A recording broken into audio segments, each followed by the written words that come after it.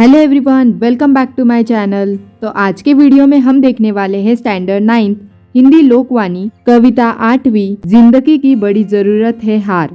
आज हम इस कविता का स्वाध्याय देखने वाले हैं। चलो तो फिर शुरू करते हैं। अब हम देखेंगे पद्यांश पर आधारित कृतियाँ। पहला प्रश्न है, सही विकल्प चुनकर वाक्य फिर से लिखिए। तो देखो, कवि ने इसे पार करने के लिए कहा है नदी, पर्वत, सागर। कवि ने पर्वत पार करने के लिए कहा है, सही विकल्प है पर्वत। कवि ने इसे अपनाने के लिए कहा है अंधेरा, उजाला, सबेरा। कवि ने अंधेरा अपनाने के लिए कहा है, सही विकल्प है अंधेरा। अब हम देखेंगे दूसरा प्रश्न, लय संगीत निर्माण करने वाली दो शब्द जोड़ियां लिखिए। उत्तर है हार, मझधार, पार, प्रहार। अब हम तीसरा प्रश्न देखेंगे, जिंदगी की बड़ी जरूरत है हार। इस विषय पर अपने विचार लिखिए। उत्तर, मानव जीवन में हार का बड़ा महत्व है। जब हमें किसी काम में असफलता का मुंह देखना पड़ता है तो हम निराश हो जाते हैं, परंतु असफलता हमारे अंदर जीतने की भावना को और दृढ़ करती है। हार एक नई राह की शुरुआत होती है। सफल व्यक्ति हार से कभी नहीं घबराते, बल्कि जीवन में आने वाले ठहराव से घबराते हैं। मानव जीवन एक नदी के समान है। नदी यदि रुक जाए तो उसकी निर्मलता समाप्त होने लगती है। यदि बिना प्रयास की सफलता मिलती रहती है तो सफलता का महत्व और आनंद दोनों समाप्त हो जाता है। अब हम देखेंगे कल्पना पल्लवन। करत करत अभ्यास के जड़मती होत सुजान। इस विषय पर भाषाई सौंदर्य वाले वाक्य, सुवचन, दोहे आदि का उपयोग करके निबंध या फिर कहानी लिखिए। अब हम उत्तर देखेंगे, करत करत अभ्यास के जड़मती होत सुजान, रसरी औरत जात के सिल पल परत निशान। जिस प्रकार बार बार रस्सी के आने जाने से कठोर पत्थर पर भी निशान पड़ जाते हैं, उसी प्रकार बार बार अभ्यास यानी परिश्रम और चेष्टा करते रहने पर मूर्ख व्यक्ति भी एक दिन कुशलता प्राप्त कर लेता है। निरंतर अभ्यास कम कुशल को कुशल और कुशल व्यक्ति को पारंगत बना देता है। अभ्यास की आवश्यकता शारीरिक और मानसिक दोनों कार्यों में समान रूप से पड़ती है। लुहार, बढ़ई, सुनार, दर्जी, धोबी आदि का अभ्यास साध्य है। यह कलाई बार बार अभ्यास करने से ही सीखी जा सकती है। दर्जी का बालक पहले ही दिन बढ़िया कोट पैंट नहीं सिल सकता। इसी प्रकार कोई भी इंजीनियर या डॉक्टर अभ्यास के द्वारा ही निपुणता प्राप्त करता है।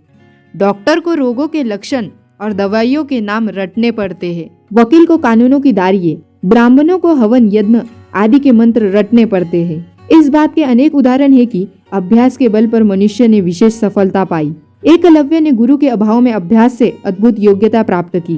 कालिदास वर्ज मूर्ख थे, परंतु अभ्यास के बल पर संस्कृति के महान कवियों की श्रेणी में विराजमान हुए। वाल्मीकि डाकू से आदि कवि बने। अभ्यास सफलता की कुंजी तो है, परंतु अभ्यास के भी कुछ नियम है। अभ्यास निरंतर, नियम पूर्वक और समय सीमा में होना चाहिए। यदि एक पहलवान एक दिन में 1000 दंड बैठक करे और फिर 10 दिन बिल्कुल अभ्यास न करे तो उसे कोई लाभ नहीं होगा।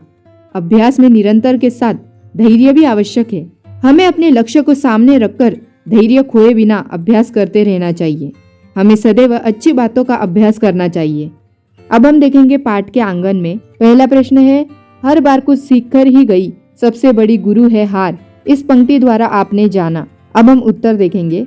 अगर देखा जाए तो इस संसार में हार सबसे बड़ी गुरु है। जब भी हार का सामना करना पड़ा, हम और अधिक तन्मयता से अपनी मंजिल को पाने के लिए आगे बढ़े। इसीलिए हार जीवन की एक बड़ी जरूरत है। हमें हर हार का आभार प्रकट करना चाहिए, क्योंकि हार ने हमें प्रेरणा दी और अधिक प्रयास करने की। हमारे प्रयासों के फलस्वरूप हमें सफलता मिलती रही और हमारी जिंदगी संवर गई। हम अपने सपनों को पूरा कर सके। दूसरा प्रश्न है, कविता के दूसरे चरण का भावार्थ लिखिए। उत्तर, फूलों के से लेकर जरूरत है हार, ये हमारी पंक्ति है। कवि का कहना है कि हमें फूलों के रास्ते नहीं अपनाने चाहिए, वृक्षों की छाया से दूर रहना चाहिए। अर्थात सुख सुविधा में पलने वाले लोग कठिनाई सामने आते ही अपनी मंजिल बदल लेते हैं। मंजिल की ओर बढ़ते हुए मार्ग में आने वाले असफलता रूपी कांटे हमें निडर बनाएंगे। छाया का बहिष्कार करके जब हम तपती धूप में चलेंगे तो हमारे व्यक्तित्व में निखार आएगा। इसलिए हार जीवन की एक बड़ी जरूरत है। तीसरा प्रश्न, ऐसे प्रश्न तैयार कीजिए जिसके उत्तर निम्नलिखित शब्द हो। फूलों के रास्ते, हमें किनको नहीं अपनाना है? तो उत्तर क्या आएगा? फूलों के रास्ते को। जीत का आनंद मिलेगा। हार की पीड़ा को सहने पर क्या मिलेगा? जीत का आनंद मिलेगा। बहार। पतझड़ के बाद कौन मजा देती है? बहार। गुरु। हार क्या है? गुरु। चौथा प्रश्न है संजाल पूर्ण कीजिए। हार हमें देती है बुलंदी, ताकत, निडरता, सहनशीलता। पांचवा प्रश्न है उचित जोड़ मिलाइए। यहाँ पे आपको उत्तर दिए गए हैं, देखिए। इन्हें अपनाना नहीं, फूलों के रास्ते। इन्हें पार करना, पर्वत। इन्हें सहना, तकदीर का प्रहार। इससे परे रहना, वृक्षों की छाया। छठा प्रश्न है आकृति पूर्ण कीजिए। कवि यह करने के लिए कहते हैं अंधेरे को अपनाना, बंजर जमीन पर मेहनत की बूंद बरसाना, हार की पीड़ा को सहना, हार का आभार प्रकट करना। अब हम देखेंगे भाषा बिंदु। निम्नलिखित अशुद्ध वाक्यों को शुद्ध करके फिर से लिखिए। अब हम पहले देखेंगे अशुद्ध वाक्य। वृक्ष का छाया से रहे परे। फिर शुद्ध वाक्य कैसे आएगा? वृक्ष की छाया से रहो परे। फिर है पतझड़ के बाद मजा देता है बहार। शुद्ध वाक्य है पतझड़ के बाद मजा देती है बहार। फिर अशुद्ध वाक्य है जो कि तीसरा है, फूल के रास्ते को मत अपनाओ। शुद्ध वाक्य फूलों के रास्ते को मत अपनाओ। फिर चौथा है किनारों से पहले मिला मंजर। शुद्ध वाक्य है किनारों से पहले मिले मंजार। फिर पांचवा है बरसाओ मेहनत का बूंदों का फुहार। फिर शुद्ध वाक्य कैसे आएगा? बरसाओ मेहनत की बूंदों की फुहार। फिर छठा है जिसने जीवन का दिया सवार। शुद्ध वाक्य आएगा जिसने जीवन को दिया सवार। तो इस प्रकार आज हमने इस कविता का स्वाध्याय देखा। If you like this video, then please like, subscribe, share and also don't forget to comment. Thanks for watching.